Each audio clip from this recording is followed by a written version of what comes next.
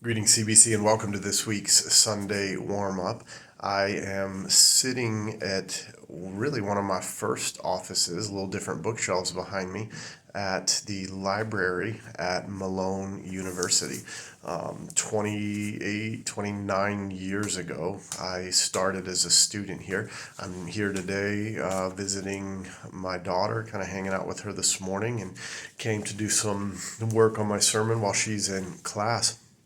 Kind of interesting, just thinking back and reflecting about where the Lord started this journey of pastoral ministry for me. All the books behind me in the library here, I'm in a little study unit, but all these books are the religion section. So I spent a lot of time right behind me. It's too bright out with the snow and stuff, you can't see, but literally in the window I'm looking out right now is the dorm that I stayed in.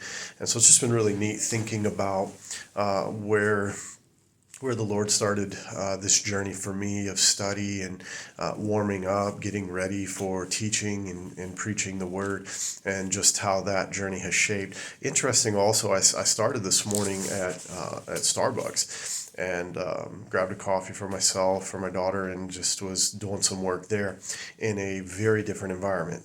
Noisy, chaotic, filled with all sorts of distractions.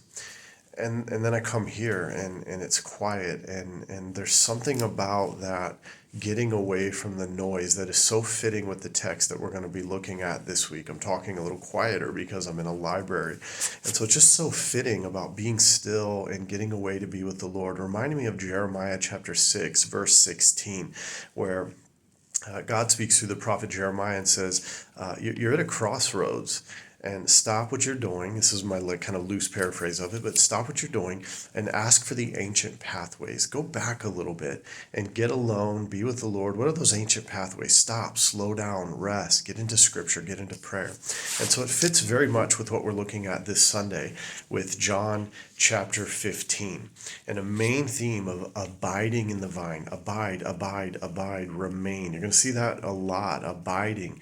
You see those the word abide and fruit a lot. We're really going to lean into John 15, verses 1 to 11. Read the whole chapter. I would read all of John 13 to 17 again, this upper room discourse, but certainly focus in on John 15, and even more so focus in on John 15, verses 1 to 11.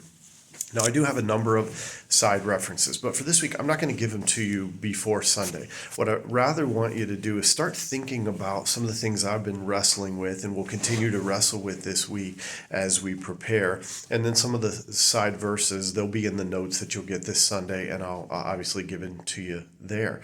But think about this, the vine dresser. Who is the vine dresser? What does that mean with God? But what does it mean that God is the vine dresser? Jesus describes himself as the vine. What does that mean as Jesus is the vine? We are the branches. What does it mean that God is the vine dresser, Jesus is the vine, and we are the branches? So spend some time thinking about this. Is a parable, like this is a story for us to be thinking about the imagery that God has in mind for us as disciples and followers. And there's a very vivid picture here of the branches will abide in the vine and they will bear fruit. If we are truly a disciple of Jesus, if we're truly abiding in the vine, we will bear fruit.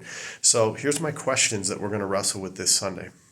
We're going to quickly cover the vine dresser, the vine, and the branches, but I want to really lean into these questions. What does it mean to abide? What does it mean to abide in the vine? What does it mean to be pruned, to experience pruning?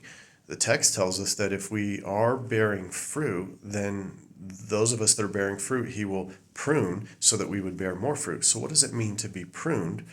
And then what does it mean to bear fruit? What is the fruit that we're talking about here? And then lastly, we need to heed the warning. There's a warning here to the branches that are not remaining in the vine, that are not bearing fruit. What does that warning mean, and what does that entail? All right, there's some questions to think about. The text before us, John 15, really spend some time really lingering in. Get away to some quiet kind of place. A quiet place, sabbatical rest.